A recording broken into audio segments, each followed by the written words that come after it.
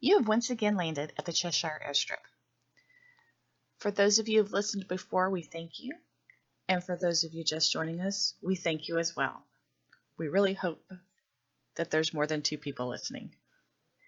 Today's Flight of Fancy takes us to a conversation we had about teleportation and time travel. And there's some other stuff mixed in there too. So sit back and relax. And we hope you're amused by this conversation. Anyhow.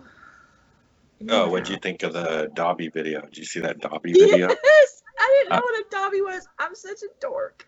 I think it's fake. Because you said that, and I was like, I like read it probably 5 times, and I'm like, what is a Dobby? Did he type something wrong?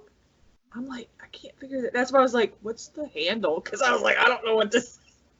Yeah, no, I'm so old. I don't know what that is. And then so I looked it up as you were sending me that thing. I looked it up, and it was on the like trending feed or something like that. Yeah.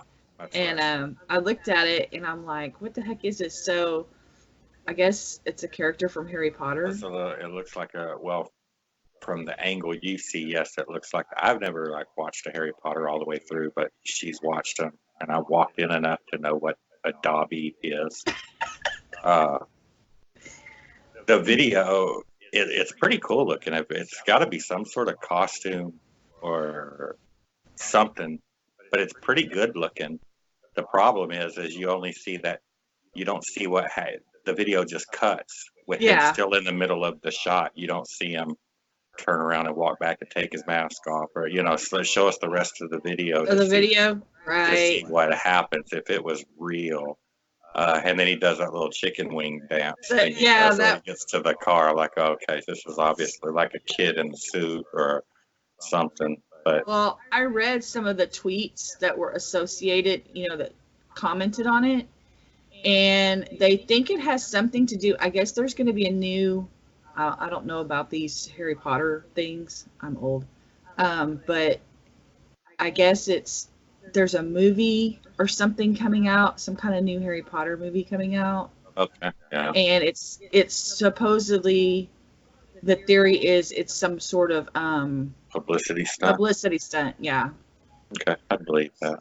Because it's a pretty good looking costume. But it was pretty cool looking. I mean, he just kind of showed up there, and you don't walk into Walmart to buy that thing. That looks like a high end. If somebody paid money for it, they paid a lot for it. It doesn't look like some little cheap knockoff suit. Mm-hmm. No, but it looked pretty good. I was like, hey, leads into our. But I still think it was fake. Yeah, it wasn't a real Dobby. I've so seen a real one. They don't look anything like that. Do we need an artist rendition of a Dobby? Maybe. Oh, goodness. I've been working on the website a little bit. I posted our video to our website. So there's a link to our video on our website. That's about as far as I got. I'm still trying to figure out. Now that I'm looking at it, I did everything, when I set it up, I did everything on my phone. Well, when I pulled it up on the actual website, there's this weird thing on the side. So I'm trying to figure out how to fix that. But otherwise, it looks pretty good. The video's posted on there, so that's good. So that's awesome. They can just click and it'll it's the YouTube video. So that works out pretty good. And I think I'm going to take some of the photos, do like a gallery. Okay. Yeah, I'm going to take some pictures tomorrow. I built that little, it's supposed to look kind of like the hull of a boat, like if you were walking through a boat. Yeah, that was cool. I'm going to put a sailor in instead of this jabroni. Yeah, well, it was just a dude to show that I could stick him on the wall. I built a road today, or not a road, but I took a plate and I covered it to make it look like a road. That way we could park the DeLorean on top of it. And then I guess the phone booth can land at the corner of the road, or, you could, but I built that road. The DeLorean's already built. Phone booth. I was looking at that, You can actually buy a fly telepod that somebody has carbon fiber has 3D printed. Mm-hmm. That thing looks nice. I might be able to build one out of Legos, but I have to build it a different way. When I went to the Lego store, I looked at something where they built Legos instead of building them with the studs on the top. They actually laid the Legos on the side and built them, and you can turn it. And he built like a wave that could sit, and you could move it and make it go up and down, and like put surfers on it and stuff. So I think I might be able to build a little telepod out of kind of the same way. Ooh. If I dig out some pieces, I'm gonna dig through my black and see. I haven't dug through my black yet. I use gray and dark gray for the road. Mm-hmm. I've been using a lot of gray, so I'll dig through the black and see if I can build a little telepod. Should give you Patrick's Legos. I'll take him if he doesn't want them. He doesn't play with them anymore. Once in a while, I see him tinkering with them, but not very often. They're just in his room. We have all kinds, all different, whatever we get him. So, he wants to part with them. Yeah. I'm not gonna say no to Legos. Oh yeah, I was gonna say. And then occasionally I stop at garage sales. Yeah, if you see a big bucket cheap. Yeah, I look for that and GI Joes for you. People don't like to let go of their Legos. Yeah, well, it's because they're freaking expensive. Yeah, when you look them up, people are charging like, man, what was it? Somebody had a ridiculous price. I can't even remember. It was so ridiculous. They were selling it by the pound. They had like 60 pounds of Legos they were selling, but they wanted like, I want to say it was like $18 a pound. I'm like, dude, that's ridiculous. That's silly. Go buy brand new ones. Buy brand new ones, yeah. Right? In a set, you know. Yeah, I look whenever we stop, which is not very often, but if I just happen to stop at a yard sale or there's a little resale shop up the street, I always look to see if I can find GI Joes, wrestling figures, and Legos. I'll look for Legos now, but mostly GI Joes and wrestling figures because I know you're into that. I don't know if you're looking for any Joes in particular, but No, just anything from GI Joe. And the vehicles and that kind of stuff. Yeah, all that junk. I'm sure Kathy will love that. Yeah, she doesn't care. Or Mrs. Brickmeister, I should call her. Yeah, she won't. Bringing home more stuff for you. So, anyhow, do you want to talk about? Yeah, where do you want to start? Time travel and teleportation. I looked at did you see I just watched it today. They debunked it. Have you seen the Mike Tyson time traveler in the boxing match? You know, where he's holding a thing that looks a lot like a iPhone. Like an iPhone, but it's like the first camera or something like that. The first like digital camera. Yeah, I saw that. I also saw the one where you seen the one where the lady looks like she's talking on the phone in the old like 40s reel. Like okay. I thought that's probably a transistor radio or something. Some people can't see it close enough. Yeah, and then the painting from whoever painted it. I can't even think of the name of the painting. Where it looks like somebody's holding a cell phone, like an iPhone. Which one was that? I know I've seen it. I saw the one where the ancient carving where it looked like the dude was holding a laptop. A laptop, yeah. Yeah. Oh, we can talk about that time travel video. I totally agree with you. Who puts their security camera in the middle? There's nothing around that you would want secured. You know that's rigged. I know. It's like the thing that they put at the bottom says closed circuit CCTV in a rural area, and it's there's literally like nothing. There's not nothing even there. There's watch. like it's just like grass. Livestock. and a road and some trees. It's very random. There's nothing. Why would you close circuit TV anything there? Yeah. You know, you're not watching your crops or, you know, your pile of gold that you've buried in a field somewhere. Anything. Yeah, your junker car out there or something, the outhouse. Your oil well that, you know. Well, yeah, anything. It's just there. And there were like 3 or 4 different ones like that where it's just like, this is a random place for it, where you have a camera in the middle of like nowhere. You don't even see a house in the distance. There's not a power line in sight. There's just nothing. It's just trees. And then the guy's just walking, you know. It's like some random guy walking. And then he turns and he looks like, oh my gosh, somebody's coming. I must run. Run, disappear. Like, really?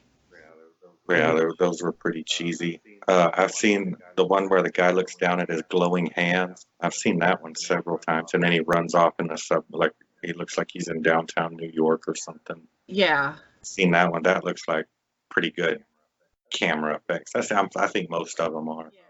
Yes. And the cars. That's another one. The cars on the highway where people are like literally, looks like they're about 3 car lengths away and this car just vaporizes and nobody slams on the brakes. So the only one of those that looked real was when they were turning. Did you see where they were in the city? Okay. And they were turning left in the car.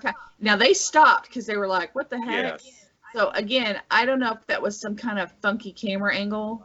And that's what I thought too. And didn't catch the car coming in, but we watched that one several times. I watched that one several times too because it's like a big van that is blocking the view. And I'm thinking, man, technically that car could be in a blind spot for a while, I guess, in the right circumstances. You know, I was kind of, that's a big car blocking the way. But yeah, that one probably was the most realistic.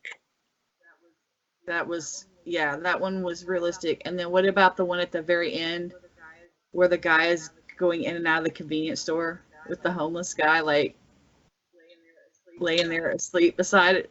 Did you see that one? I know, it was in that video. Before. And then it's like security camera, and you can see the security camera on the date. It flips from 2016 to 2019.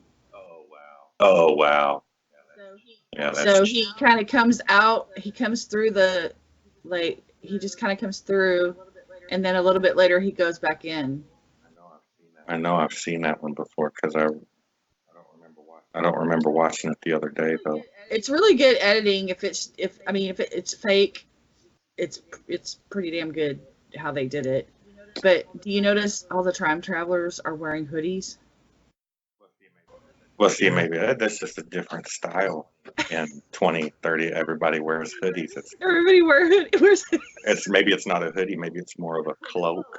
Oh, cloak. Or okay. What's the other word they call those things? It wouldn't be a cape. It'd be like a cloak or your cloak of invisibility. Yeah, something. That's probably something else. Oh my goodness. Yeah, that video I was watching, I was like, this is so bad. This is what I wasted my time. There's also a couple of videos that I watched where they talked to a few time traveler from the future. Well, what year was he from? One of them was from the 3000 something. And what was he selling? What was he saying? He was saying, well, he's being interviewed by this guy, and the guy's kind of skeptical because he's asking questions, and he's also in a hoodie, and they've got his face blurred out. And he says that he was there for something, to, I guess, spread a warning or something, spread a message, whatever. And the guy's asking him, well, I mean, how did you get here? He says he has a time machine. It's a car. It's a 2-seater. And the guy was being real defensive, like, I'm not answering that question. And then he starts talking about the time authority, and they're the people that watch and make sure that you don't She Um, abused the power. yes, exactly. Mess up the timeline and all this stuff, and it was pretty cheesy. He ended up walking off. Well, I guess that's it. All right, what? And then when he walks off, like to end the video, when he's walking off, he says whatever. Nice. They should have vaporized him. They should have used like special effects and had him just vaporize out. And then they could have like made a joke. Oh, I guess he was real. Yeah, well, I guess even in the year 3000, whatever's the ultimate, right. flip What- off, yeah. verbal flip off, whatever. So, there was that. There was another one, but I didn't watch it. But he's got quite a few where they've shown him on his videos. But I watched several, the David Wilcock, some of his stuff. But that was an interesting Linda Moulton Howe response. I've always liked David Wilcock, and I've always liked Linda Moulton Howe or whatever her name is. She seems a little out there. She looks like a fabulous moolah. She seems a little out there, but I always liked Wilcock. Now he says some out there stuff too, but he seems to be a pretty smart dude. What did she say he stole? She didn't really say that he stole, but she has. Okay, so her big thing, because you hear her on Coast to Coast AM all the time. Okay. George Norrie loves having her on there, and she does have some very interesting things that she talks about. One of her she likes to talk about kind of like environmental type things that are going on, but one of her big things that she's, and I don't know a ton about her. I don't know her complete biography or anything like that, but we've listened, he listens to a lot of her stuff, especially when she's on Coast to Coast, but he's listened to some of her other stuff when she's speaking at these events, these conferences and stuff. He'll pull up some of her stuff. Sometimes she's a little hard to follow, but she's very knowledgeable. Of anybody, I would believe what she has to say. Yeah, she seems She's to have her very well shit together. Exactly. She is well researched, and she knows her stuff. What she's talking about. It doesn't sound like she's just making stuff up, off the hip. She's got lots of sources, like secret sources and such. And she was upset because one of her big things is Antarctica. And what about it? And what's hidden there. Okay. And she had she was upset because apparently he used some of her information from her and didn't reference her or mention her or her YouTube channel, which I will link so that we don't get in trouble from Linda Moulton Howe, because I think she's gonna get me, and I don't want her to get me, so we'll be sure and mention her channel.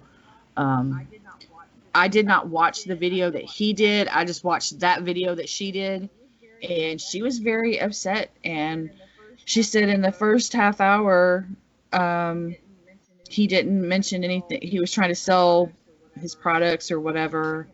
In the second half hour, he teased it, and then I guess in the last half hour he mentioned it, but did not, according to her, did not mention. His source material was from her YouTube channel and from her research. And she works very hard to get these sources to talk, because these sources don't want to talk. Yeah. They don't want to get in trouble. Probably trust her, so she's been around 100 years. So I don't think she's been around 100 years. No, but she's been around. But yes, well, and I mean, she's respected. She's got a very good reputation of, protecting her sources and confidentiality and that kind of thing. And, you got to respect that. When somebody's doing work like that, you got people breathing down your back all the time. You become a paranoid mess. Yeah, exactly. We watched a thing on History last night, and it was about, oh man, what was it about? um, when they released the footage from the Navy pilots, I think they were Navy pilots that saw the Tic Tac, Okay. the Tic Tac UFOs, Uh-huh. and we watched a thing about it, and yeah, you've heard about this, right? The government finally released the footage, and so Yeah, they just did that like a couple of weeks ago. yeah, where they were talking about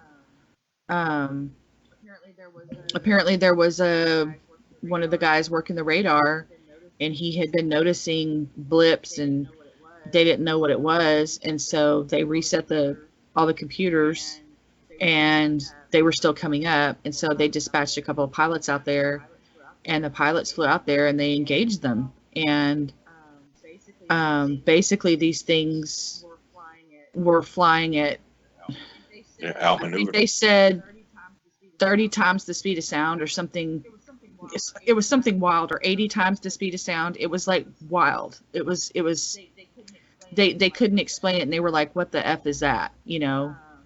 The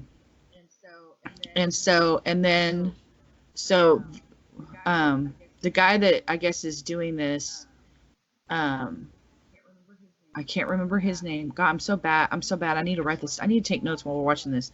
I'll also put a post to that thing that we watched. It was on the History Channel.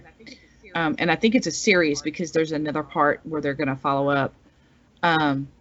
It's this guy who used to be in the government, and he quit because he was tired of the secrecy, like the whole, basically everybody's denying these things, and it's like, they're there, you know, just admit to it. And then the guy from Blink 182. Oh, he's a nut job. Tom something or other. We listened to him on Joe Rogan. Even the wife listened to that one, and she's like, "This guy's a nut job." He's out there. I think he's allegedly a nut job. Let's not get in trouble. I think a lot of that's a money grab, though, because when you start doing research on that foundation that they're doing to build what are they building? Is it the space machine? Is it the saucer? Or they're not building a saucer, but they're building a vehicle, correct? I don't know. He's building something. But when you start looking at the company, there's like an entertainment company that's like this thing's umbrellaed in, and he's guaranteed like $1 million a year for like 7 years as long as he's peddling this. I wish I could remember what it's called, but he is, yes, like you say, he's out there. I can say that much. He's out there because he was showing the videos to Joe Rogan that had already been debunked like years ago, and he's like, this is one of their technologies. And that's what's cool about Joe Rogan. Joe Rogan's like, dude, they debunked this video like years ago. This is fake. And he's like, no, it's real, dude. You know, it's okay. He's something else, man.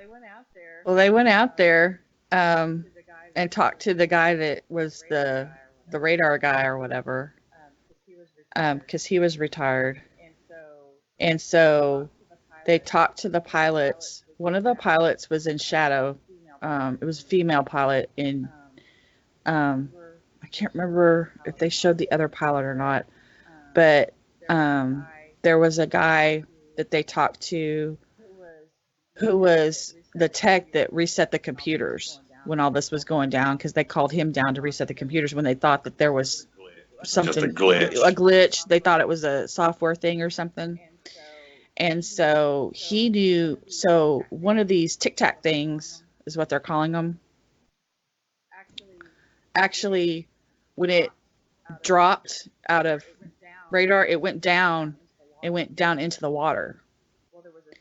Well, there was a sub underneath.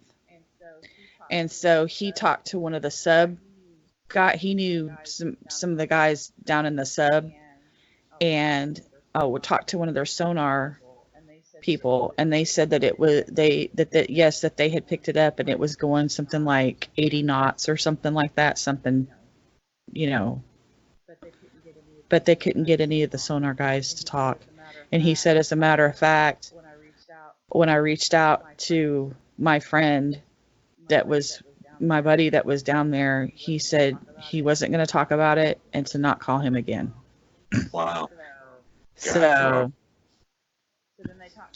then they talked to some guy who worked at Skunk Works for like 30 years, and they were asking him questions, and he's just like, well, I'm not going to talk about anything I did with Skunk Works.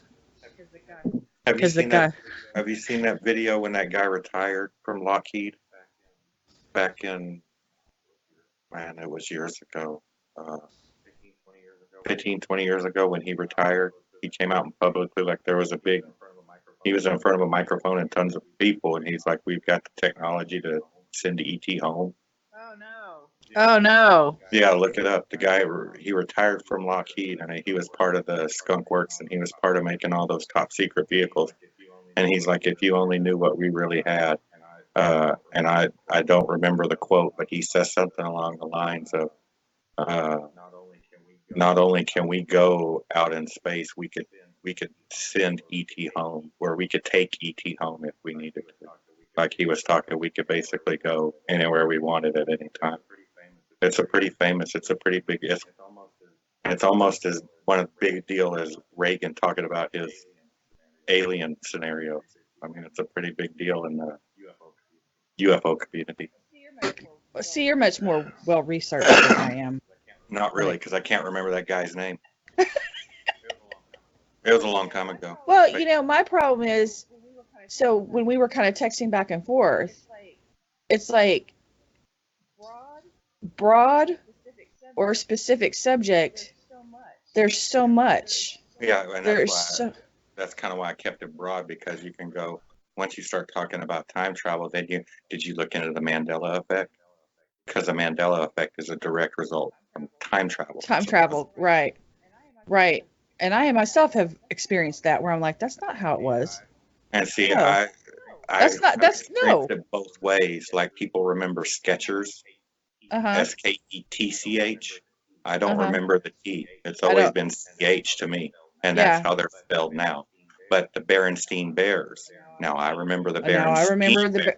I don't remember the Berenstain Bears. I don't remember the movie Shazam. Do you remember the Shazam? Have you seen the Shazam conspiracy? Shazam with Shaq? No, Shaq was in Kazam, the rapid genie. Kazam. Shazam was a genie, but it was Sinbad. And there's a guy at work that swears up and down that I don't know if he says he's got a tape that he can't find, or if he swears he used to watch the movie all the time as a kid or as a younger child. He's probably about 10 years younger than me. But he was the one that brought, because I said the same thing. I was like, you mean Kazam with Shaq? And then I started my Shaq bit. And he's like, no, Shazam, it's the one with Sinbad. And I'm like, I don't remember that. I do remember that. Yeah, it was Sinbad, the comedian. Was Shazam the genie? I don't remember. See, he came out and said that he was never in the movie. And then there's also, you'll find a video where he does say he was in the movie, but he was high on crack at the time, and he didn't want anybody to remember this awful movie. And then he said that he paid the government. It's obviously he's trolling. And there's even a part of it looks like a movie where it's Sinbad in a genie outfit. He said he was on a TV show where he played a genie like one episode or something, and that's what he thinks everybody's confused with. But if you look up the Shazam movie, there's actually like a 4 or 5 minute clip that's supposed to be the movie, but it's a troll too, because once you start watching the movie, you see that there's a book with the Berenstein Bears in it, and then there's the Kit Kat Mandela. I can't remember which one that was.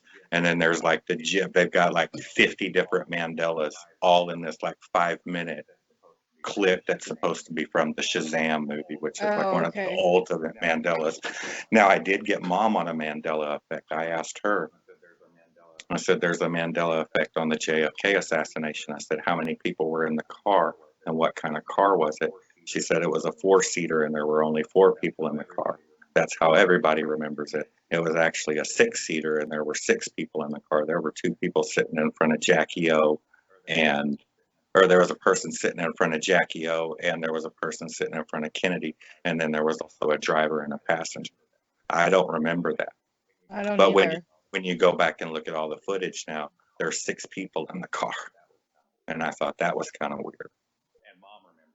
And Mom remembered it with 4 because she said, "Well, there were 4 in the car." I said, "No, there were 6." Yeah, and she would remember because that's That's her time. wheelhouse. That was a big deal.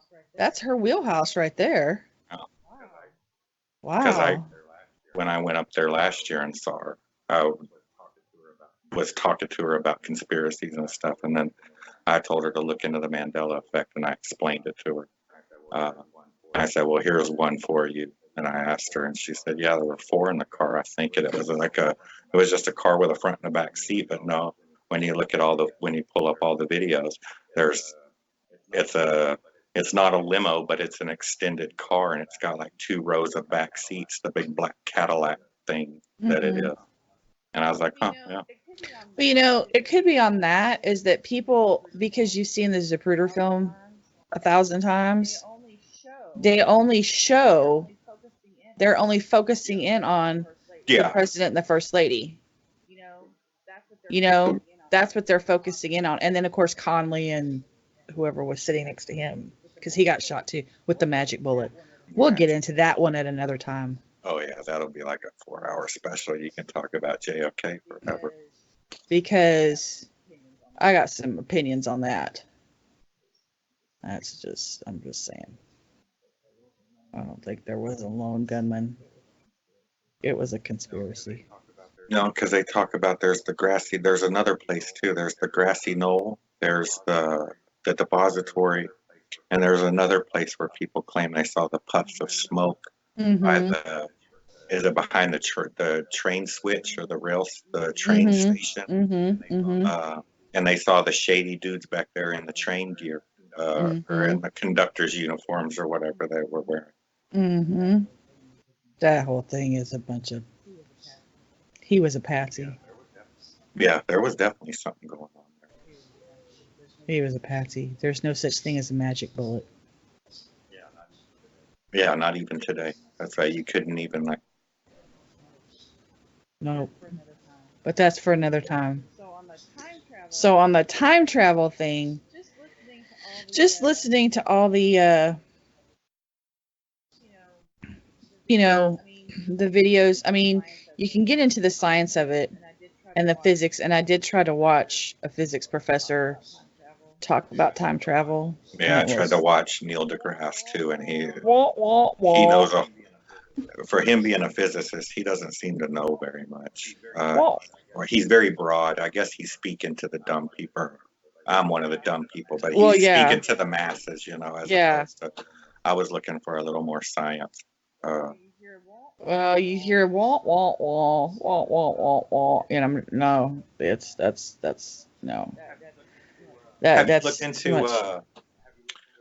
Have you looked into like Bob Lazar and any of that stuff? Oh yeah. And the only reason I ask that because he talks about the element 115, and he talks about how you can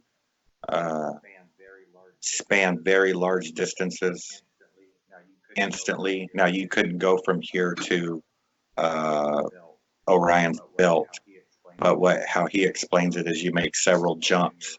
You open your hole and you jump from here to Mars instantly, and then you open your hole and you jump from Mars to Jupiter instantly, and then you open your hole. So instead of you taking years and years, it would still only take minutes to get there, but you're jumping smaller distances. Smaller instead of one giant distance. Right. And that would technically that you could do time travel that way, I guess, because you would still. They say once you get out, time slows down for us. Correct. Or slows down for the traveler. So if you're gone a year, you would really be gone like 4 years on 5 years, right? So how I watched an explanation was the closer. Well, let's just say you're flying towards the sun. So the closer you fly towards the sun, the slower time gets.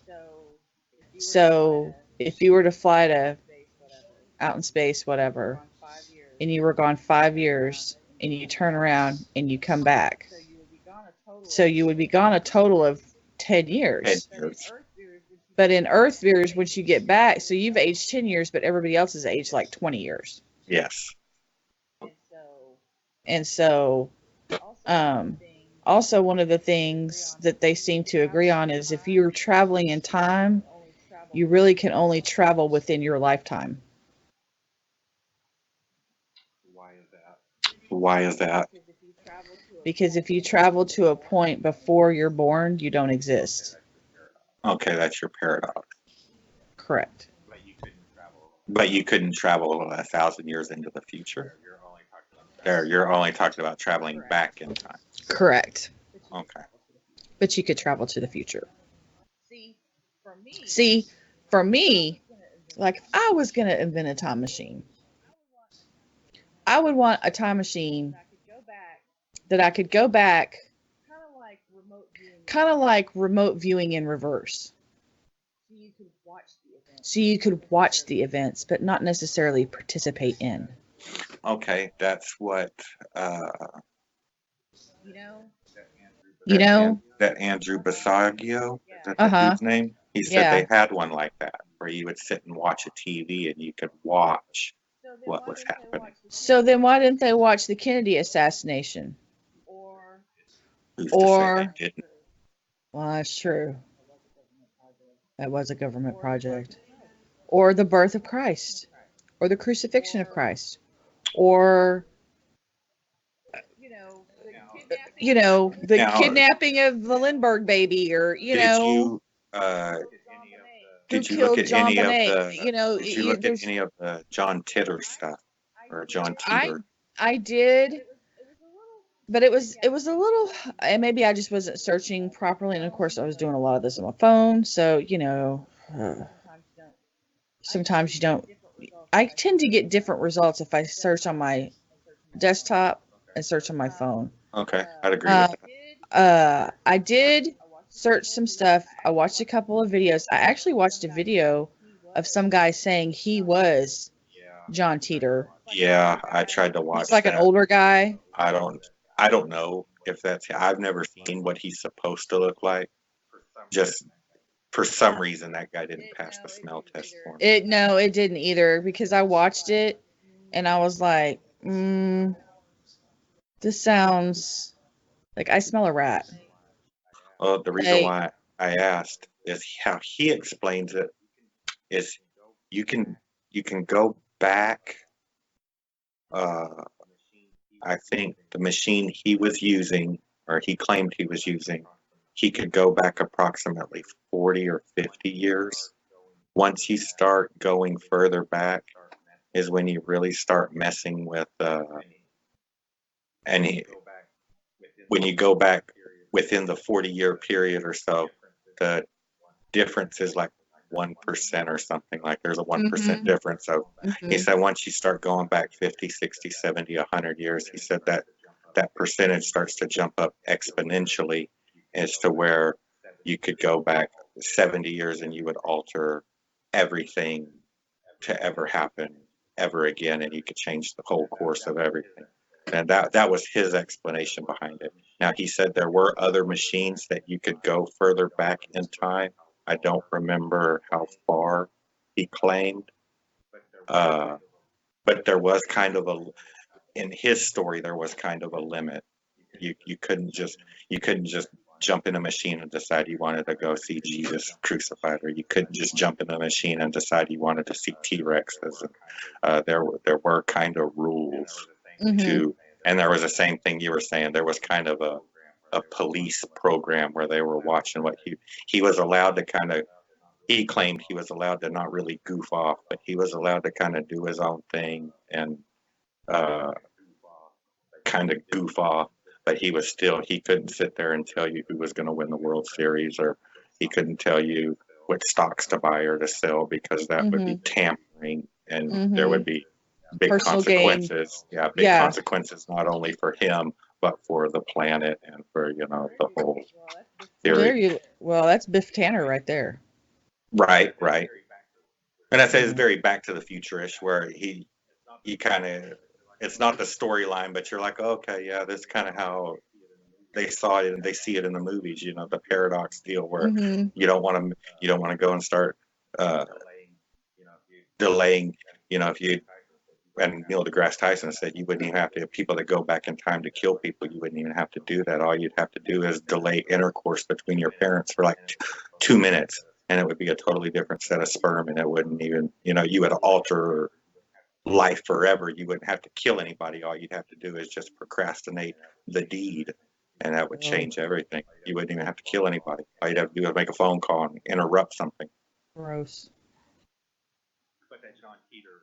But that John Teeter or Titter or whatever, there were rules around his time travel. And I think that seemed plausible to me looking at it. Okay, that video that I watched, where he was the older guy, they asked him why he came. It was for a woman. He was in love with a woman. So he came back. That's why he came back to the past, so that he could be with her. Yeah, see, that's not the real story. The real story is he came back. There was a reason he came back, but he wanted to do something. I can't remember what it was, but the real reason he was sent back was for an IBM computer. Oh, no. He said that, and okay, so I think another thing with his story is basically and I've heard this, others too, basically there's an infinite number. So where we are in time right now, there's an infinite amount of timelines where we're existing, and each one is different. Yes. Some are, as you said, 1% different. Yes, and there are some that are 100, that like somewhere. Right, where it's completely opposite. And so you have all these timelines going on simultaneously. So as you said, as you travel, you could end up in a timeline that's 1% different, or you could one that's 75% different. And that once you complete your task and you go back, you're still not going back. You're not going back to your original one. You may end up one that might be 1% different, or it might be completely different. Yes. But yes, there's an infinite number of parallel timelines that are going on as we speak. Like you and I exist in all of them. Yes, all of them, or none of them. Correct. Yeah, that's right. You're the president. And everything in between. Right. Yeah. And then in one, you're the president. We're on Mars on one of them. Yeah. With Barry Soetoro. Yeah. Oh boy. Can you believe that? Teleportation to Mars. See, that's what that Andrew Basiago. I totally butchered his name. That's what he said. No, I know. Mars with the president. And that the president knew he was going to be president. And they're fighting scorpion people or whatever they were. Oh, yeah. Did you see that guy? You saw that guy, right? Which one? Yeah, what did he say? The other guy that where they were fighting the bugs and the reptilians and all that. Yeah, that's silly. I'm like, for real? You would think that if those rovers are really on Mars, then we would have seen some stuff by now. We would have seen some sort of battle. Remnants of it. Well, so Big Dub is really into the moon stuff. That the moon was colonized. There's all kinds of equipment up there. There's people living up there. If he wants his mind blown, look up lunar wave. That'll change his thoughts on everything. Lunar wave? What is that? It's a guy, and I'm not trying to toot my own horn, but toot. There's a guy on YouTube called Crow 777, CRROW 777. And I was watching this guy from almost the beginning of his channel. What he does is he's taken a very expensive telescope and he's hooked the camera up to it and he films the moon. And he's been doing this for years. Well, he caught a wave, and he took this footage to several camera shops. You can watch all of his videos. He's actually pretty famous now. I think he's got his own like podcast on a radio station and stuff like that. He's taken this video and had several people look at it, and the moon looks like it refreshes, like on an old TV, like a tube TV, when you would turn on the Atari and you would have that like line that would run through the top of it, kind of. It would run from the bottom of the screen kind of to the top. That's what the moon does. It looks kind of like this wave that goes over the moon, almost like it's being projected, or it's weird. Look up the lunar wave. That'll blow his mind. It looks like a wave that kind of just flies across, or doesn't fly. It goes pretty fast though.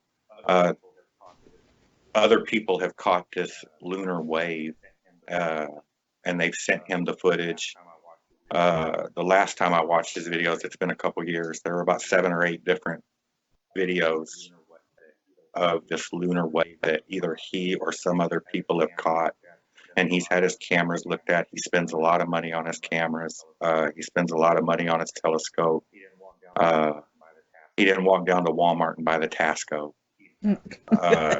He's got some high-end stuff, and he'll tell you everything he's got. Pretty smart dude.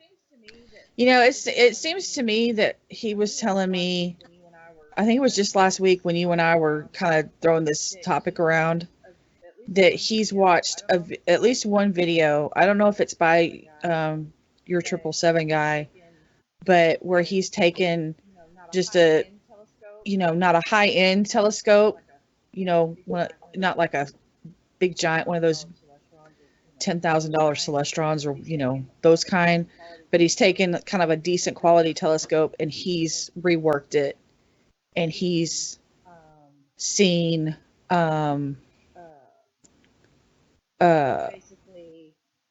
basically flying objects out towards like Saturn or something like that, Jupiter maybe, I don't know. I don't know if it's the same person. I'll have to ask him, but he was telling me about something to that effect, so I don't know if it's the same guy or not. Can you hang on a second? I'm sorry. Yeah. I gotta let the dogs out. Yeah, no worries. They've all 3 run in here, so there's something going on. Hang on. All right, dogs. You better go potty. So he himself, he was telling me about this somebody. So I'm sure that there's more than one person that has modified their telescope to pick up things and record, video record or whatever. So I'll ask him, because he watches all he comes up with some stuff that's just, hey, check this out. But there's so much to watch, so much to pick through.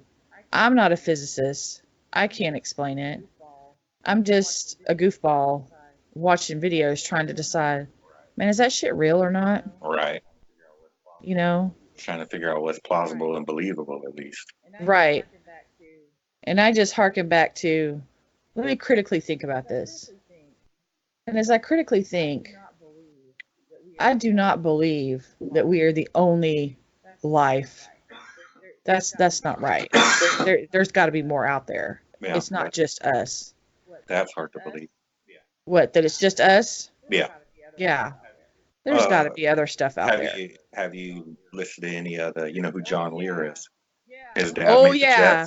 Yeah. Oh, yeah. He's on Coast to Coast a lot. Have you listened to what John Lear says, that there's 50 planets in our solar system, and almost every one of them is inhabited by something being that's intelligent. I love listening to John Lear. That guy's Yes. great. Yes. We've he's listened to him. he seems to be a nut job, but he seems to have his shit together too. I mean, he seems to. Well, yeah. He would be the guy. His dad made jets. You know, everybody knows what a Lear jet is. Yeah. Yes. So he's got to be, and he's got legitimate credentials to where he was flying planes for whoever he was flying them for, government some sort. So he's got to have some legitimacy in his stories, and he totally backs up Bob Lazar and all of that junk he says. Mm-hmm. So another one. So when you talk about the Basiago guy, so the night that he was on, well, not the night, but this was the night that we happened to be listening to this episode. We listened to it live because we were like, what the hell? It was him and another guy, and they were talking about these missions to Mars and the jump room and all that kind of stuff. Well, they started talking about Major Ed Daines. Have you heard of him? D with a D? The D. As in dog? Mm-hmm. What's his story? Okay, so he's involved in all these projects, all these secret projects. And he's been on Coast to Coast several times. So they were talking about how he was the Major was their kind of one of their mentors and one of their instructors and all this.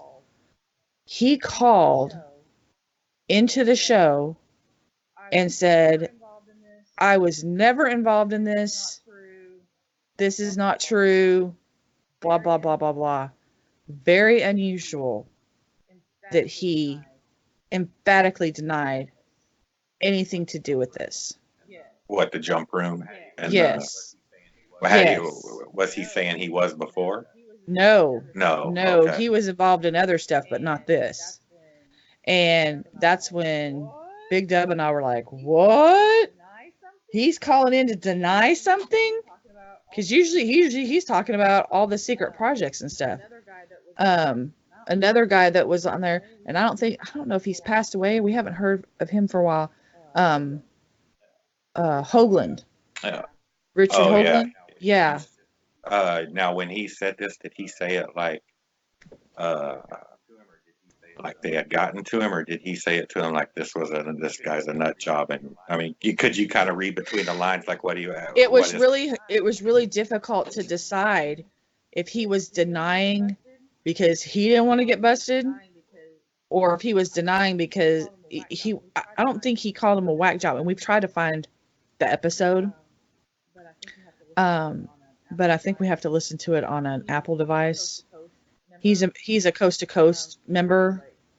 He pays like, I don't know, like $5 a month or something to get to all the archives and stuff.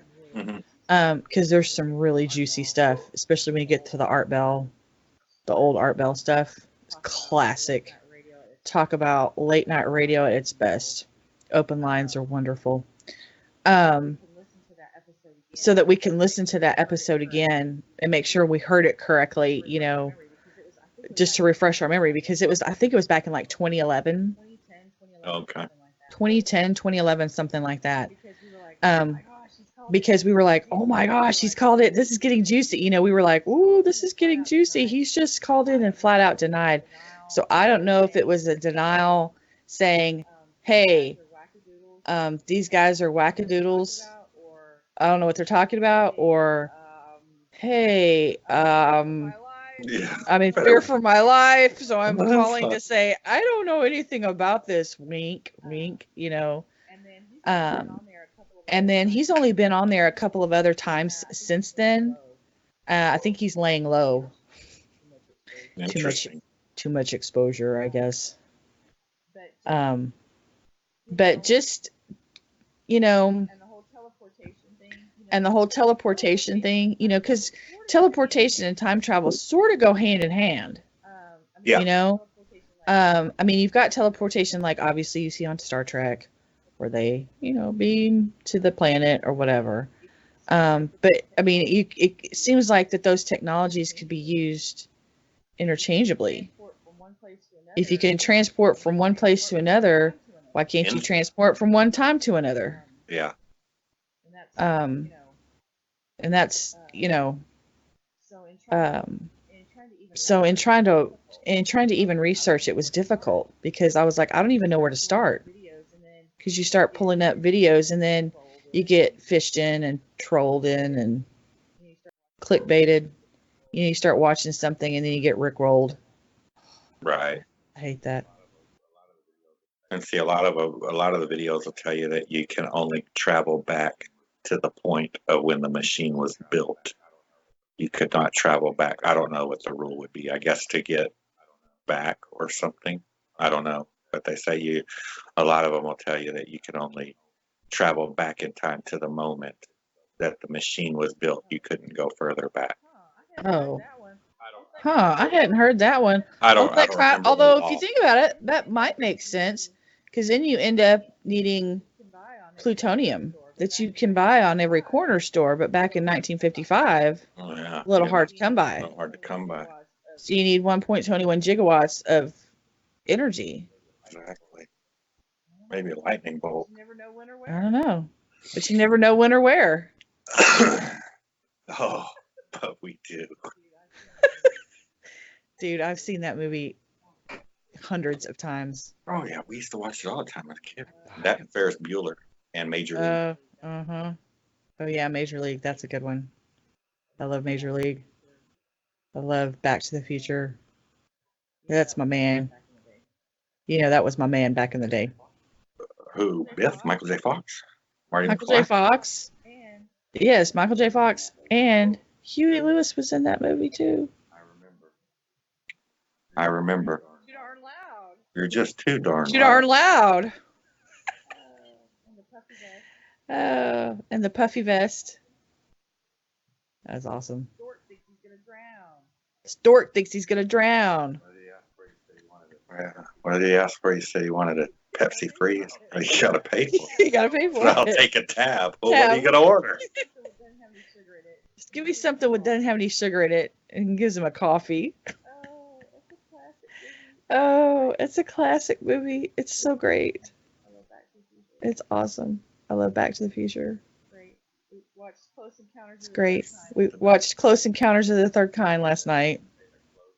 I guess. They say the closing scene of that is Project Serpo. Oh, where they're exchanging. The exchange program. Yeah, Yeah. They say that's directly taken from Project Serpo. Yeah, that's what he was saying last night. So we watched that last night with the little dub. And he's trying to explain it. I was like, just let him watch the movie. He figured it out himself. He's 12. Right? He's a smart kid. He can figure that shit out. Okay, so I texted you. We were talking about teleportation. Mhm. That nasty movie, The Fly. Yes. That was a fucking gross movie. I almost vomited. Wasn't he all gooey? Is that what it was? Was he all like gooey? Oh my god, I'm just my stomach is turning just thinking about it. I haven't seen it since I was Excuse me. young. Oh my god, it was disgusting. I'm just just the image in my head. Yeah, he ended up turning into a. And see, that makes sense to me too. Oh my god, I'm gonna throw up just thinking about it. He starts losing his. Okay, I can't talk about that movie. I'm sorry. He starts losing his teeth. But you could talk about the concept though. Yeah. I mean that seems legitimate if you went through a telepod like that with a dog, how would the machine know how to rebuild who? How to separate the DNA. Would it not just meld combine you the into DNA. one? Right. And if that's the case, would you have to go into one naked because you wouldn't want your clothes to impede with the genetic rebuilding of yourself? Of your right. That's why in Star Trek they have all the filters. And the buffers. At least they explained it. But yeah, the Fly. That right there, that's like the creepy side of teleportation. That's what happens when things go wrong. When things go wrong, right? No. And that seems legit. I mean, that seems feasible. Oh, so gross. So nasty. You'd want that thing in like a sterile environment. You wouldn't even want some messed up amoeba or something. That's the more you think about it, the more you think it's probably impossible Ugh. for a machine to sit there and tear you apart and rebuild you somewhere else flawlessly, Mm-hmm. perfectly. Yeah, because you just get one little thing wrong, Yeah. and all of a sudden your arm is sticking out of your stomach or something. Right. Or that's You know? one grain of sand in there could really mess up your whole altering. Yeah. It's just, You yeah. pet your cat before you walk in there, and you've got one cat hair on. Mm-hmm. Anything. That's the more you Or a think piece about of dust, it. Yeah. That's the more you think about it, it would have to be like a perfectly sterile environment. which is anything perfectly sterile? No. No. It's a machine like that wouldn't be feasible. I mean, even vacuum packaging is Right. not 100%. Where they can stuff, or Right. like we buy a package of beef jerky and all the air sucked out of it. There's still air in it. It's, yeah. So you're right in that aspect. Yeah, just the more you think about it, like logically, it just seems like it'd be you would want to bend the rules of time as opposed to trying to sit there and tear something apart and rebuild it somewhere else. Only in the world of Star Trek can you do that, really. Right. And explain it in Star Trek language. And they're like, oh yeah, well, I mean, they do it on Star Trek. The only way you could probably do it is if we were cyborg and you would just download your Oh yeah, body your and consciousness your mind. into, Yeah, yeah. you would just send it to another cyborg across the world. But then at that point, you're not even alive. You're just a Yeah. machine. Yeah, that's creepy too. So you'd have to figure out how to just manipulate the time as opposed to teleportation. Yeah. I don't know. Yeah, now that we've talked about teleportation and the fly, that seems like it's very hard.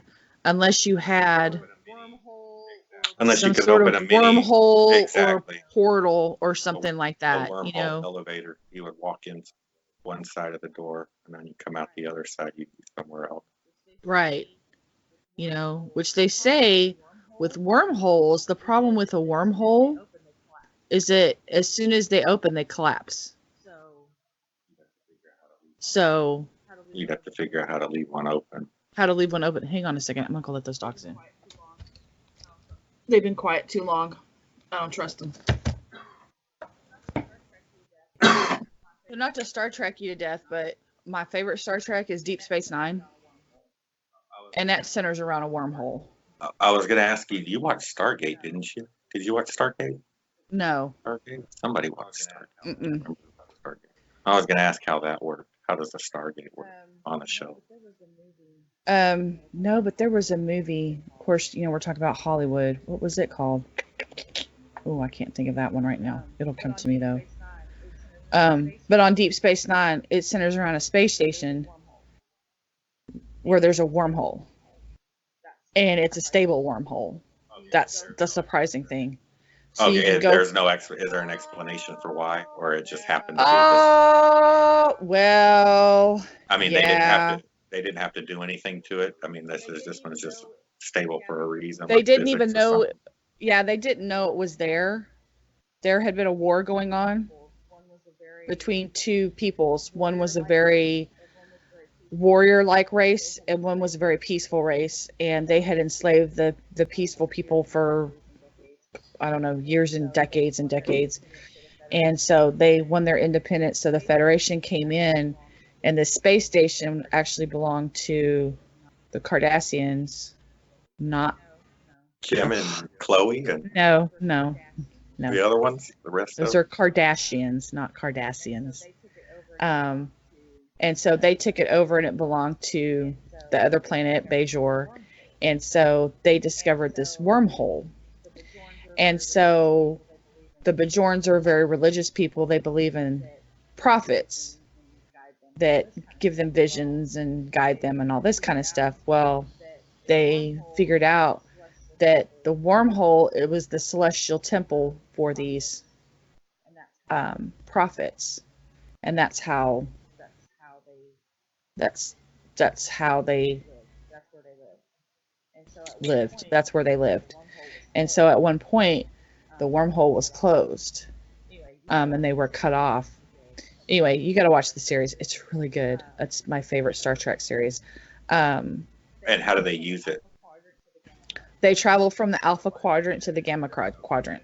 It's a one. I mean, there's no split in the highway to tell you can either go to Orion's Belt or to. I mean, it's just one way trip here and there. No, it's a one. Yep, that's it. Okay, really, no, that's fair. That's so fair. you enter and you're there and face some turbulence, and you come out the other side, and the other side is the Gamma Quadrant.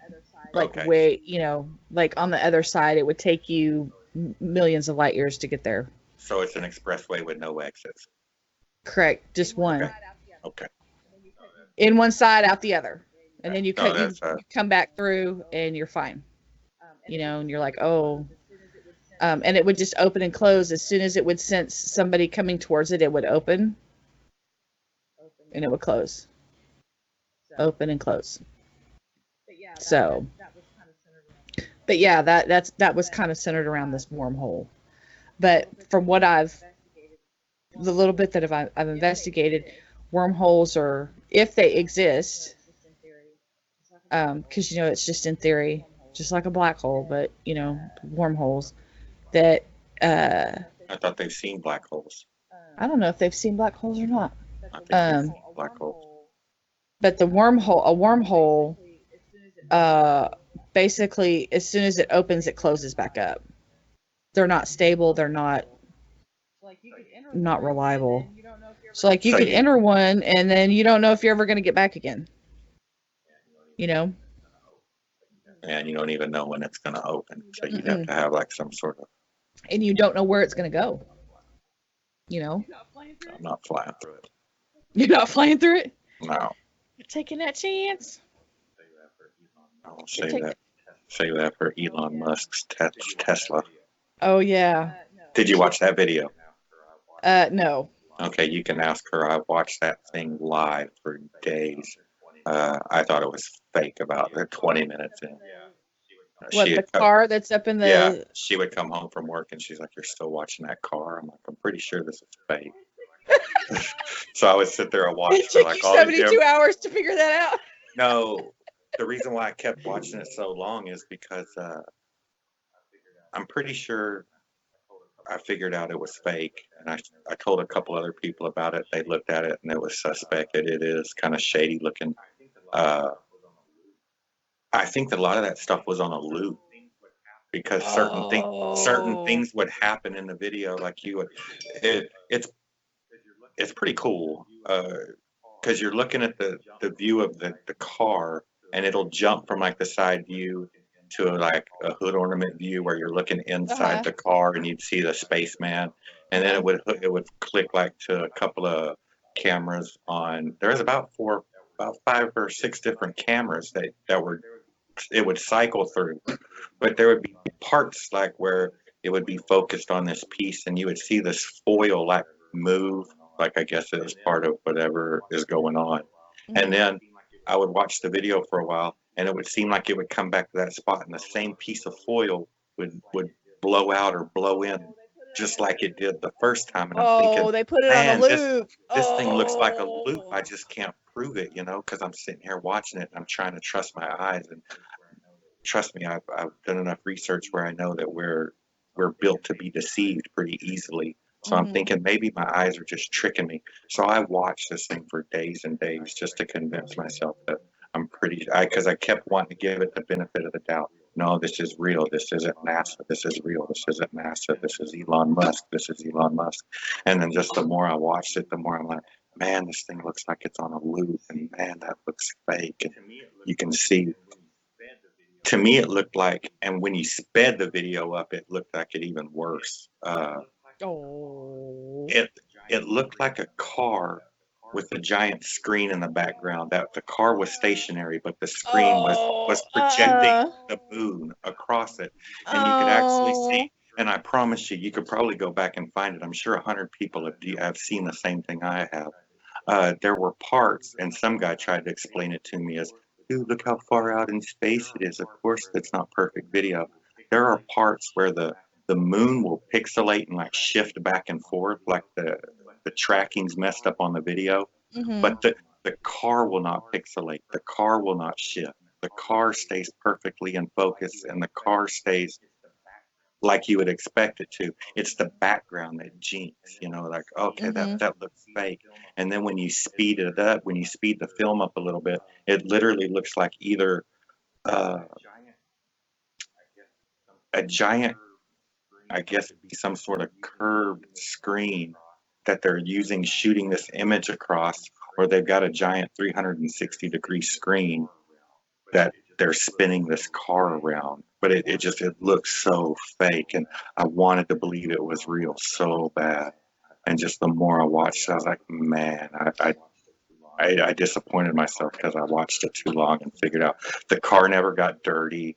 It never got hit with a micrometeorite. You would think, man, my my dash in a car cooking at 140 degrees for a couple of Mm-hmm. years will Mm-hmm. crack and blister. They're Mm-hmm. claiming that space is thousands of degrees when the sun is facing it, and this leather looks pristine still. There's no Headliner's dust. not falling down. There's no it's convertible. He's got the drop top Oh. down. He's got the Oh, drop top, okay. Oh, and well then how? Yeah. uh, the wheels, the rubber's not burning off under Okay, these so that's extreme conditions. my question I was going to ask you is, I mean, the space shuttle had to have special tiles on it when it entered and exited. Now, what they did is they shot the Tesla into space, and it was in a capsule. And once it Okay. leaves space, they blew the capsule off. So you have basically this rocket with a Tesla on top and a driver in it. But Gotcha. but it's thousands of degrees in space when it's facing the sun, and you can see this thing spinning around, and you'll catch a glimpse of the sun every so many minutes, where you're thinking, dude, this thing should be cooking. Uh, the leather's not cracking. The glass is holding up in space. Uh, Teslas are the strongest car. Those things are indestructible, apparently, because they're one's floating out in space and it still looks pristine, or it looked pristine the first several days that you could watch it, Yeah, till a shopping cart goes by and dings it. right? Just kidding. But that's it. Just But yeah, the car no, I there was no wondering why the rubber micrometers on doesn't, it. the rubber should just disintegrate. And he even tells you, he even said, because somebody even asked him, well, what'd you do to the car to make it space like ready? He goes, nothing. We just put it on Oh, bullshit. they mounted it on this thing and shot it up. Yeah, that was disappointment. And I mean, I don't think it's Elon Musk's fault. I think, and here's a conspiracy we can go into one day. He had to give all of his, in order to do this, he had to give everything to NASA. And NASA told him the telemetries and all that stuff. So basically, he could shoot it. He shot it where NASA told him to shoot it. Mm-hmm. Well, Oh, NASA okay. could have told him to shoot it in the ocean, but they are sending the signal to a computer that's saying, oh, it's flying 10 billion miles out in space. Or, Elon Musk may not be any wiser to what's going on, because Oh, that's NASA had true. to be involved with everything that he did. He couldn't just go, and he had to show them everything he was doing before he could do it. Well, it seems to me the tires, if they're not melting, shouldn't they implode from the pressure? Anything. Yeah, anything. There's 1,000 things that should go wrong, you would The think. seats should shrivel up and If this thing's traveling at thousands and thousands of miles an hour, there's the mirrors are still on it. There's a rear view mirror on it, on a convertible in space. Busty dies. No. No, but he does have a little there on the dash. There is a little Tesla, Uh-huh. and I think he's got a little Like a hula girl. It wasn't a hula girl, but it was like a little moon man or something. Oh, gotcha. Another little moon Okay. man. Uh, Well, I'm gonna have to check that out. Is it still broadcasting? it's not broadcasting, but Oh, no, you'd only broadcast. It lost after it got so far. It loses, it loses the which is signal or the. which is weird because they say that technically we still could have got, what was it, the Viking that's in deep space now? Mm-hmm. If they kept the funding going, I believe that they could have still gotten communication from it, but it was just so expensive. They scrapped that for a different program. Your boy, or not Viking your or Voyager? boy. Whichever one is out of our solar system now. Yeah, it went past Pluto. Yeah. Well, it seems to me that's something that you would want to fund, right? You would think. And that came from Neil deGrasse Tyson. He said that we could still talk to it probably because there was a little energy left, but they rather use that money for a bigger and better project. Which Oh, okay. I understand that, but at the same time, don't you? If you could communicate with this thing in any way, and it's out of our solar system, it is intergalactic now, or whatever you would call it. You don't want to get any information, even if it's telling you how cold it is or how hot. Maybe it might accidentally fly into something, be like, oh wow. Just seems like something you'd want to keep track of. To me, yeah. That seems Kind of very like important. how did they lose all the moon telemetry and all that? Does that not sound silly? Yeah, that does sound silly. Yeah, they have all these engineers and physicists and scientists, and they can't figure it out. I don't know. Yeah, to me, you would want to keep track of that satellite. Yeah, that just seems like that'd be pretty important. Anything that stayed, that'd be like if they cut them off just because they went past their date or because they costed money. Well, look how long they ran. Well, what about the moon rover? The Mars rover. I mean, the Mars rover. Yeah. It just died like last year, right? It lasted like several years after it was supposed to. Discovery and the other one. It was the two. The one got stuck. That other one kept going for years and years and years. Yeah. And then it finally died. But they were shocked that it had lasted so long. Yeah. And they were like, well, as long as we're like a year or something like that. And it lasted like 5 years or something. And yeah, get all the stuff you can. Although, they're only going to show you limited stuff because they don't want you to see the reptilians and the jump room. And have you seen that island, or have you seen that where they do all the Mars testing on Earth? No. It looks just like Mars. Uh-uh. See if we can find the name of it real quick. This will blow your mind. This will make you rethink everything that they say is going on Mars. What is that place called? Nobody's listening, but they're yelling at me what the name is right now. If anybody's listening, somebody's like, it's so-and-so island. You idiot. You jabroni.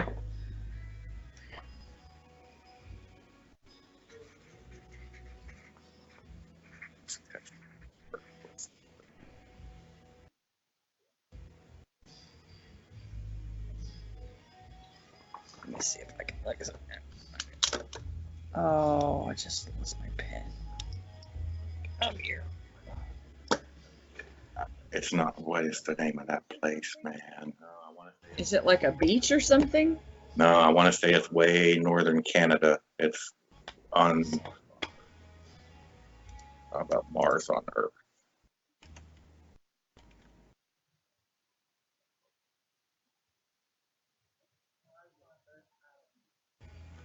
Mars on Earth Island. A desolate area in the Canadian Arctic has been nicknamed Mars on Earth. Its climate and landscape are the closest environments to the red planet. Is that where they test all the rovers? They've got rovers out there right now that look just like Curiosity and all these other ones that are supposed to be on Mars roving around. And this place looks like an exact replica of Mars. It's called the Red Planet Training Ground, Houghton Crater. Man, I can't remember. Devon Island. Devon Island. That's okay, it. Devon Island. That's it. I said it all posh. Devon Island. Yeah, I couldn't remember what it's called. Yeah, Yes. So yes, that's that's the. where if the people that claim we are not on Mars, that's where all your Mars footage is coming from. Oh, I see. Yeah. But it is suspect because, like I said, there's pictures. You can see the pictures where they've got rovers running around, and it looks like some of these pictures where they're telling you they're on this Devon Island look exactly like some of these Mars pics that they've just added red to, like the head Gale crater, the big mountain in the Mhm. background, and all that looks almost identical. Mhm. Like, whoa, this is kind of creepy. It looks so. Maybe we've been taught this is Mars, and it's not even Mars. They've been filming this thing the whole time. Oh. See, They, that sucks. I really hate that. I know. I That's mean, why it's heartbreaking when you sit there and you look at something for so many years and you think, God, it's got to be true, and then you start realizing, man, maybe this isn't true. Maybe we've all been hoaxed. man, that does suck. But it's supposed to be a lot like Mars, like you said. It's real cold there. It's very desolate. It's real rocky. It looks a lot like these Mars photos that you see, and they do a lot of. I think they even had like people kind of living there for like Mars programs. Like they were going to try to colonize one day. They were practice little dry runs out there. Mhm. Yeah, I think I'll pass on that. I don't want to live in a place that's cold. It'd be cold and hot. Oh no. No. Wrong. That was the wrong answer. You know what I'm dressed? Oh, you know what I'm dressed in right now? I've got a big, thick, heavy sweatshirt and jammy pants on because it's 71 degrees in this house. It's cold, Yeah. but I get outvoted, so this is the way I have to dress in my house. With a blanket if we're watching TV, with a blanket, and I get looked at like I'm crazy. Yeah, in the summertime, you should.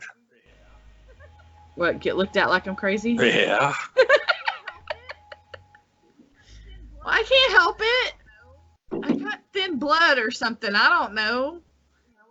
I have to, but I walk in this house and it's like I'm seeing my breath. I'm like, no. And I'll put it up on like 74. Oh, it's hot in here. It's hot in here. I'm like, well, and then in the winter, oh man, I'll crank it up to like 78. Get it nice and toasty. I Make get it marshmallows nice and in there. warm, and then he's like, "Oh, are you trying to sweat me out in here?" No, it's just cold in here. So I've had to learn to adjust because our winter bills are much higher than they are in the summer. So a lot of times I have to wear a t-shirt and a sweatshirt and a hoodie with sweatpants and socks because they don't turn the heat on in my own house. It's sad. Man, we don't turn it on until we have to. Yeah, but We're you'll the same probably. way. We'll dress warm though. See, I like hoodie weather. She likes hoodie weather. Oh no, I don't like hoodie weather. Nope. Or as H-Dub calls it, fat man's weather. Okay, yeah, see, that would work too. This is perfect fat man weather. Like, nah, it's cold, brah. He says, it's nice. It's like 62. Yeah, it's cold. It's too cold. But that's me. It's just one of my things I gotta deal with. If I could wear a parka all year long. Oh yeah, if I gotta go into that server room at work. Oh. I bet it's hot in there, isn't it? In the server room? Or do No. they have it real cold? It's really cold. They got a separate air conditioner that just blows in there 24 hours. Yeah. And if I have to go in there for something, dude, it is so freaking cold in there. I have to put my coat on when I go in there. If I have to stand in there for any amount of time. It's ridiculous. I need to thicken my blood or something. grow some hair, have some hot flashes. I don't know, something. But I don't like it. So no, I wouldn't do well on Mars if it's a cold planet. That would be not good for me. I don't know. See, your boy was saying that it was hot. Oh, Asiago bread. Oh, yeah, It that was it's a warm what? that's a warm planet. Yeah. Yeah, he said it was only colder towards the north. Wow. That's true. It But looks like it's a dry planet, but then again, I don't know if those are fake photos. I would believe that at very least they're geeking with the colors and the tints of how those Mars photos look. And they do look blurry. I watched enough of those people where they'll sit and like tear the pictures apart. Mm-hmm. And I've seen enough of those to where, yeah, you can see there's a perfectly clear patch, and then right next to it, there's like this blurred. It looks like they've smeared Vaseline on the lens. You're like, why is it so blurry right next to it? Yeah, I believe you there, dude. I can't. Some of your theories are nutty, but I believe that there is something there because they blurred that spot. Just like have you ever played with Google Mars or Google Moon, Google Earth? Google Earth, yeah. You can Google Moon and Google Mars. Oh, can you? And it'll pull it up, and you can see like some people have it pinned for you. I believe they'll show you the face of Sidonia and all that stuff. You can Google Mars and Google the moon. It's the same way. There'll be like real clear patches where you can see, okay, there's some nice clean images here. And then the next one's right next to it, and it's all blurry. And you're like, yeah, they're hiding something there probably. It means I got to go into Chrome, right? Ugh. I don't know. I haven't been on there in years. Hold on. But yeah, you can Google Moon. Pull it up. But yeah, you can Google Moon and Google Mars. Probably do all the planets now. I don't know. Oh, it doesn't want to open. Oh, fantastic. But people on YouTube tear those apart all the time too. Hey man, this is that's a the base. This is a base right here, and this is a landing strip. There's some satellite dishes. Well, look kind of like it. That's the beauty of YouTube, though. It gets so many people together that have different points of view. Right. And people can present their own point of view.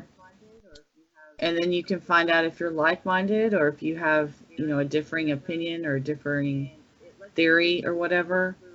And it lets you look at things through other people's, the way other people see it, It's not all bad. I know they get popped a lot for pulling videos because of content or whatever. I get that, censorship and that kind of thing. But I think overall it's kind of a good thing. Let's see here. Google. Well, I got to spell it right first. Yeah, and it comes up just like Earth, where you can Oh, snap. That didn't work. Let's try zoom that. it all in, and it's pretty cool. Let me see here. Oh yeah, it's a thing. Yeah, and you can do Mars too, and that's why it'll tell you. You can look at the face of Sidonia, the pyramids over there. I don't know how clear they are or what kind of image you're looking at, but I got on there a couple of times. Oh wow, and they've got it pinned. Mm-hmm. Okay, so they've got it pinned by landing sites. I don't know. He says that. Oh, that's pretty cool. I don't know. He says that whatever he's seen, there's like big cranes and machinery on the moon where they've been colonizing it. Okay. There's already people living there and such. Are people or people from beyond? No, humans. Okay. Humans. Oh, that's pretty cool. If it's real. Again, do we know that these are real? What are those images that you're looking at Yeah. that Google? No, I don't. You don't. Yeah. You don't know if it's. And that's why I have a hard time believing all the NASA pics, because in reality, all it is a computer is sending information. And then in the end, to know, NASA themselves will tell you that they interpret the information and then they make the pictures. All pictures go through Photoshop and NASA.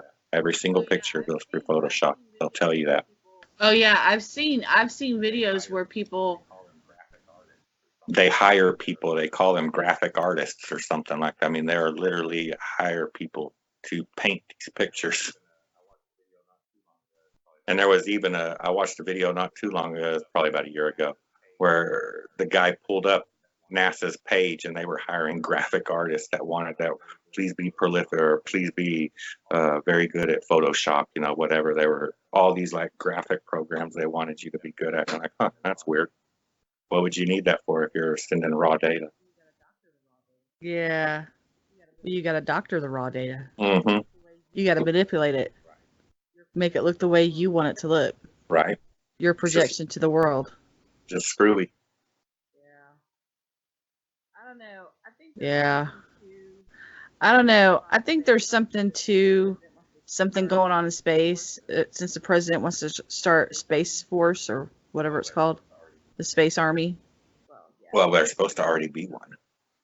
Well, yeah, but he's making it public. Yeah, that's what You they're see what I'm saying? Yeah.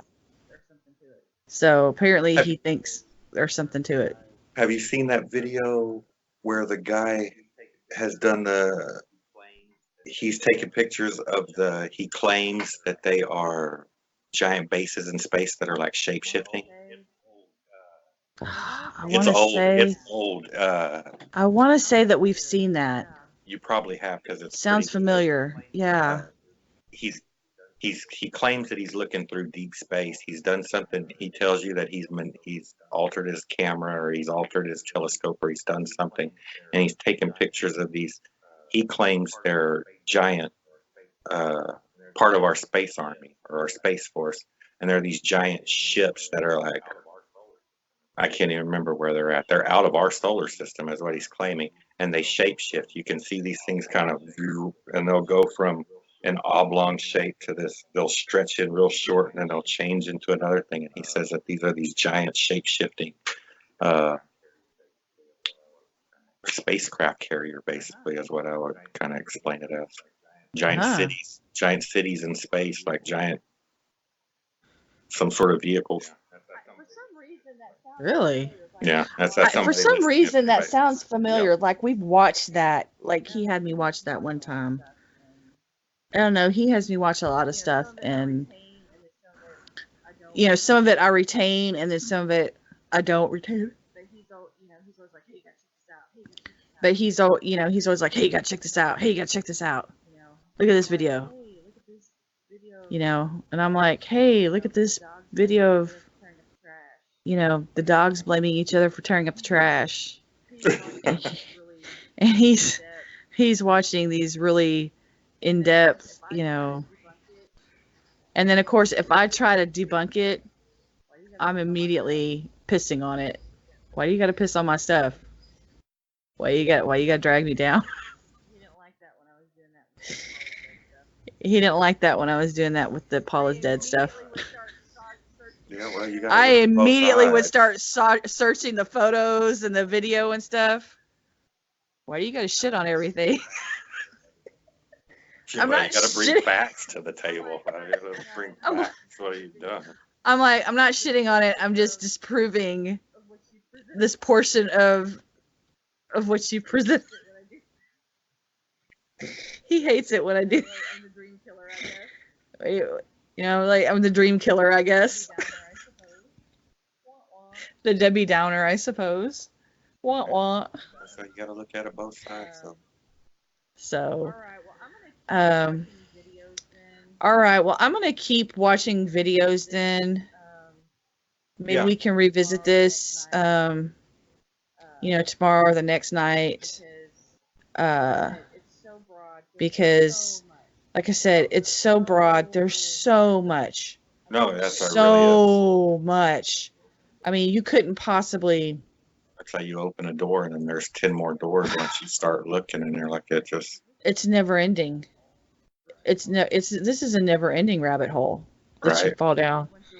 And because once you're right, you open one, and then there's Yeah, that's a how it bunch runs you more to, possibilities. you start And looking into Mandela and then you start looking into Philadelphia and then you hmm start running to, that's how you'll eventually get to, like you said, that one guy brings up the Montauk chair. And then once you start looking into Montauk, that's a whole other, there was so much weird stuff going on there that, man, that's a whole, that's a day by itself, and then before you even get into hmm the time travel portion of what was going on over there. Project Pegasus, Right. um, Secret Space Program.